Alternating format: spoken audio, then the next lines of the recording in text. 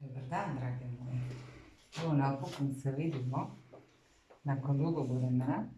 Obećala sam malo iznenađenje. Evo, to je sad ovako. Znači, danas ćemo novu nastavnu cjelinu započeti gledajući se, jer su nam na redu valovi.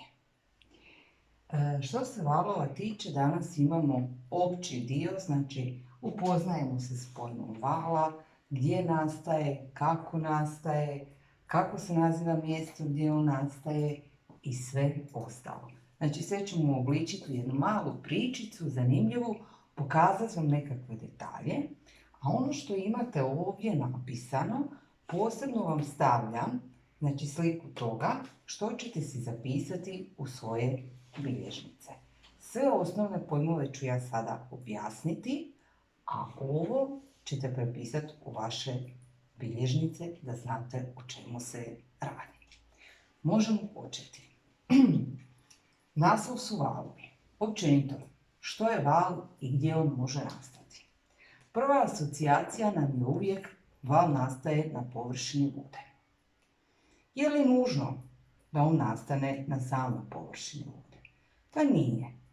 Znači, najpoznatiji su nam valovi na vodi koje ćemo posebno obrađivati, ali ono što je bitno je da valovi mogu nastati i u drugim sredstvima. Koje? U svim elastičnim sredstvima. Sad ako se prisjetimo gradiva 7. razreda i elastičnih tijela i elastičnih sredstava, znači evo ja ću vam sada tu pokazati nama najpoznatije elastično sredstvo, jedna obična oprugica. Znači, osim na vodi, val može nastati i na oprugi. Ako nemamo ovakvu oprugu, imamo jednu priručnu kućnu oprugu, evo je ovdje, znači jedna žica od starog telefona nam služi kao elastična opruga. Zašto? Elastično sredstvo je guma. Još jedno elastično sredstvo na koje možda niste pomislili, najobičnije uže ili konop. Na njemu također može nastati vala. Sada, kako, gdje val nastaje? Znači, mjesto gdje val nastaje naziva se izvor vala. To je osnova. Što bi val bio? Val ili valno gibanje je pojava prijenosa energije, titranjem čestica elastičnog sredstva. Što bi bilo titranje? Ja sam vas davila satima i satima pojmom gibanja. I titranje je jedna vrsta gibanja, ali nije ono gibanja koje smo mi do sada učili. To je nešto sasvim drugačije. Znači, titranje je vrsta gibanja, ali nije ni jednoliko pravocrtno, ni nejednoliko, ni jednoliko ubrzano, ni jednoliko usporeno. Na ovoj našoj običnoj oprugici pokazat ćemo što bi bilo titranje. Kažemo da je titranje periodično gibanje. S pojmom periodičnog gibanja smo se upoznali. Rekli smo da je period općenito događaj koji se nakon određenog vremena ponavlja. Za primjer smo dali naše rođendane. Znači, jednom godišnje imamo rođendane. Rekli smo, oni koji su bili malo manje sreće, pa su rođeni 29. veljače, također imaju rođendan u periodičnom procesu, svake 4 godine. Sad, da vidimo mi po čemu se naše titranje razlikuje od ostalih gibanja koja smo do sada učili. Znači, na ovu oprugicu ću staviti jedan najobičniji uteg. Ova sad opruga se nalazi u nekakvom ravnotežnom položaju, miruje, i ja ću na nju staviti uteg. Opruga će naravno početi titrati. Pogledajte. Znači, ona se podiže gore dolje. Taj naš uteg na njoj titra skroz dok se ne zaustavi. Ako dodam još jedan uteg, ovo titranje će se pojačati. Evo, dodat ću ga sada. Još jedan. Možda ćemo i deformirati oprugicu, nema veze. bitno nam je naše titranje, evo ga.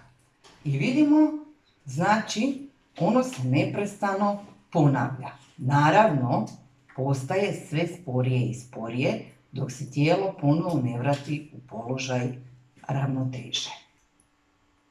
Sada smo zauzeli ponovo jedan ravnotežni položaj. Ali idemo vidjeti neke druge stvarčice vezano za periodično gibanje. U prvi tren, znači kad ja želim da se ovi utezi gibaju, ja ih pomičem iz ravnotežnog položaja. U prvom pomicanju njihovo gibanje će biti najdulje. I onda put koji prelaze će biti sve kraći i kraći. Ovaj najdulji put od ravnotežnog položaja koji su utezi prešli naziva se amplituda. E sad, što bi bili svi ovi ostali titraji koji se događaju dok se utezi ne umire? Svi ostali titraji dok se utezi ne umire nazivaju se elongacija. Ovi pojmovi su nam jako bitni kod valova, vidjet ćete zašto. Već sam spomenula period i rekla sam da je to točno određeno vrijeme nakon kojeg se gibanje ili određeni događaj ponavlja. Oznaka za period nam je veliko slovo T, za razliku od običnog vremena koju označavamo malim slovom T, ali pošto se radi o vremenu, osnovna mjerna jedinica i dalje je sekunda.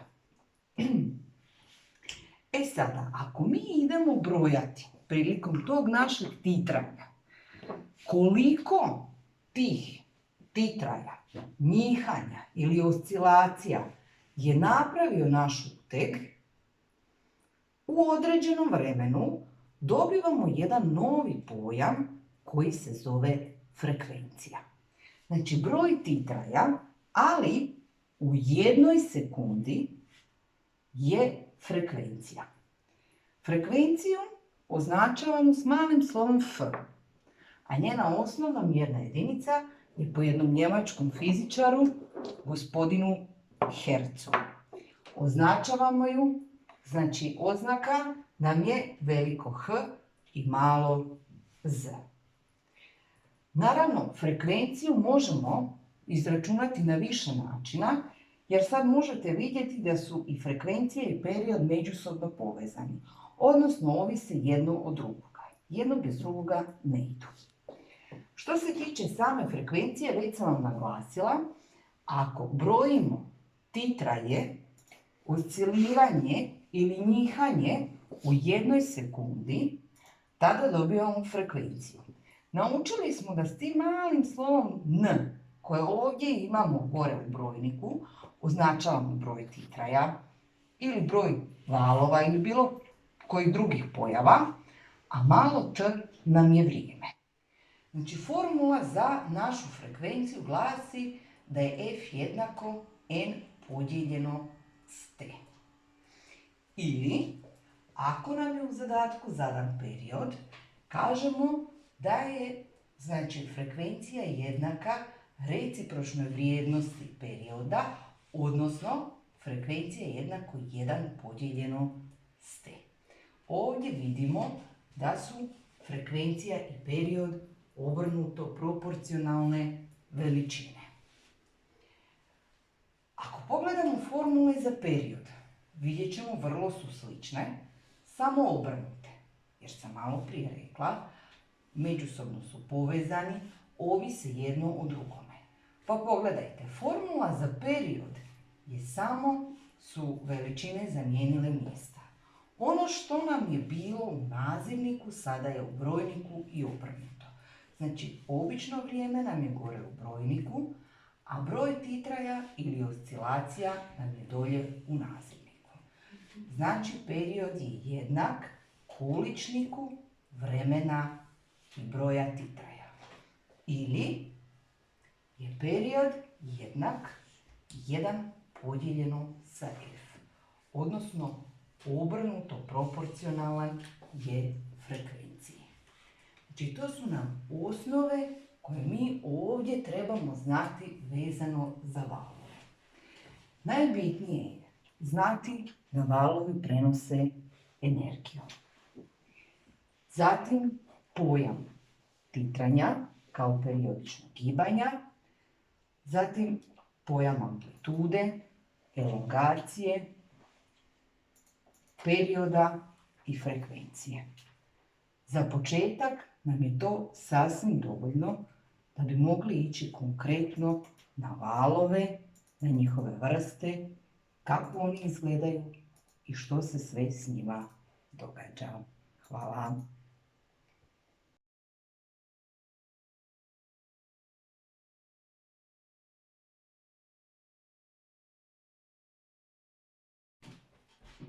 Dobar dan, evo mene dosadno ponovo. Kako sam vas zajašila, ne puštam.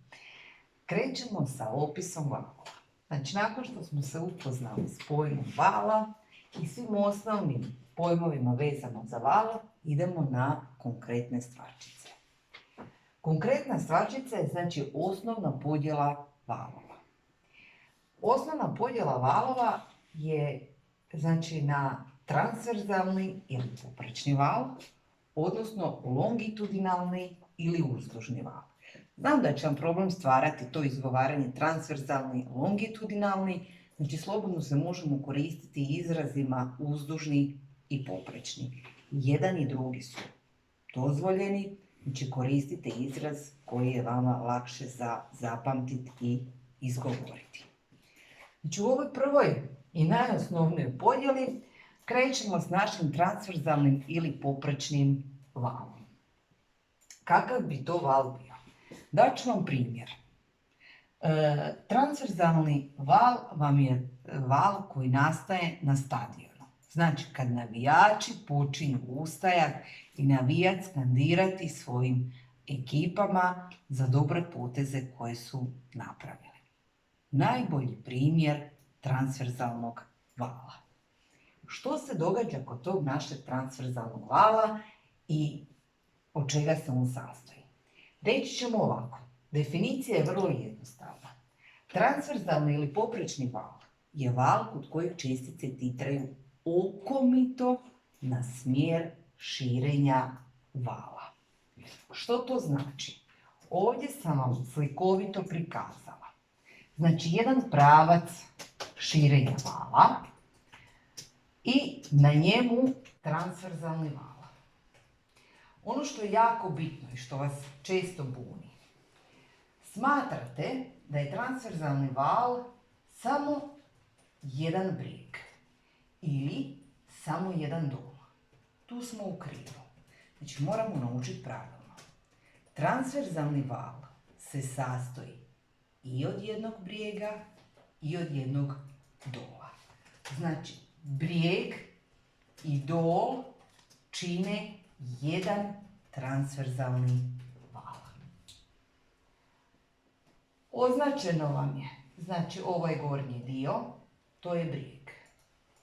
Donji dio je val.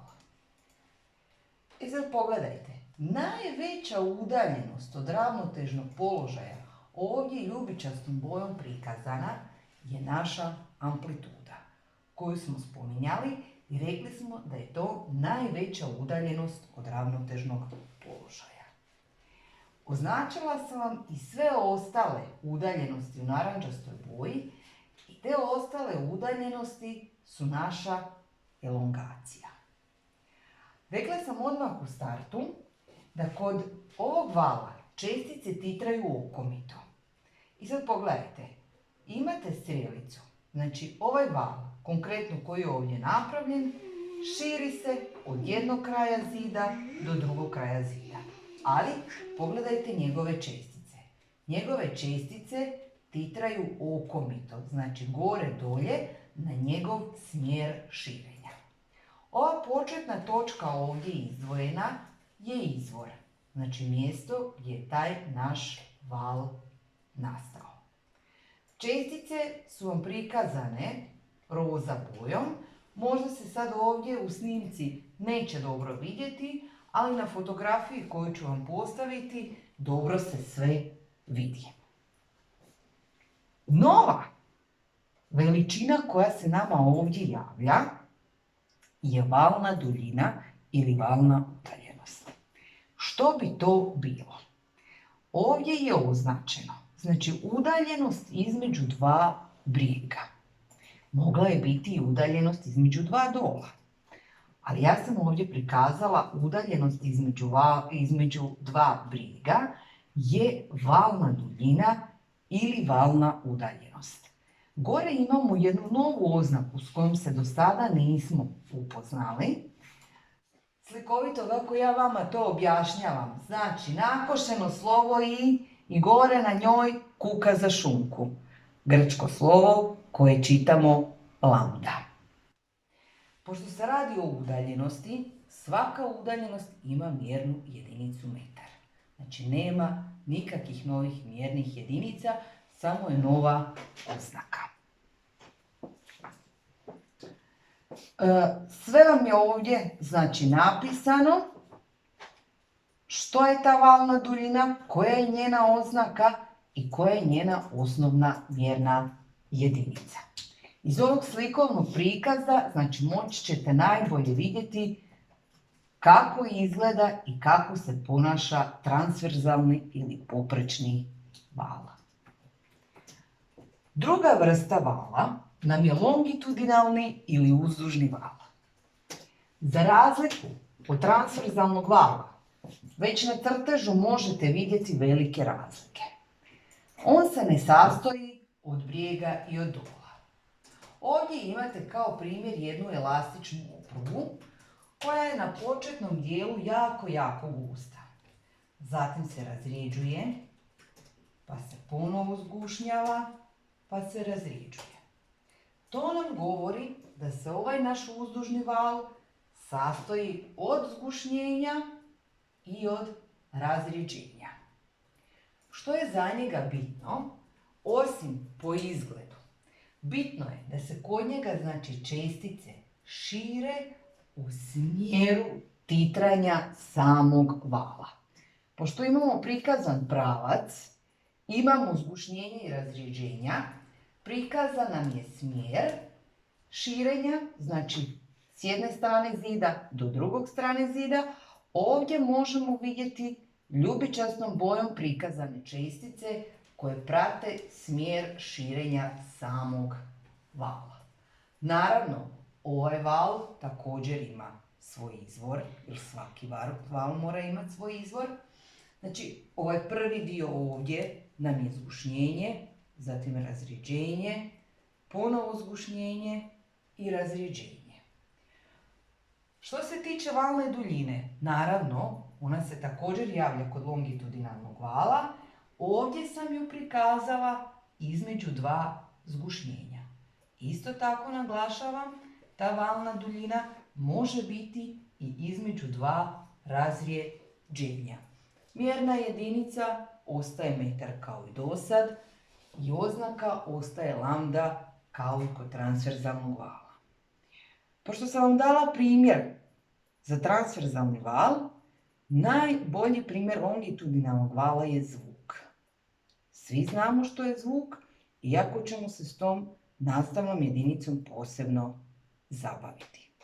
Molim vas, sve ovdje što sam vam prikazala, prepišite u svoju bilježnicu, nacrtajte da znate razlikovati ove dvije osnovne vrste vala. Hvala na pozornosti.